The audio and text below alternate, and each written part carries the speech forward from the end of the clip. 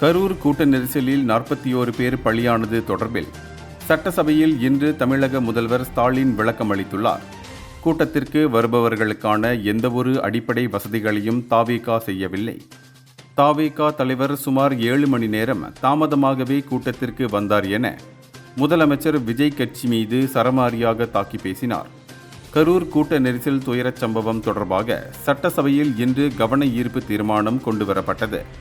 அந்த தீர்மானத்தை ஆதரித்து பேசிய ஸ்டாலின், கரூர் துயரச் சம்பவம் ஒட்டுமொத்த தமிழ்நாட்டு மக்களின் மனதையும் உலுக்கியது.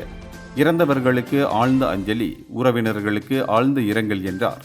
கரூரில் பிரச்சாரத்திற்கு 11 நிபந்தனைகளுடன் அனுமதி வழங்கப்பட்டது. அதிகாரிகள் மற்றும் போலீசார் என 606 பேர் பாதுகாப்பு பணியில் ஈடுபட்டிருந்தனர்.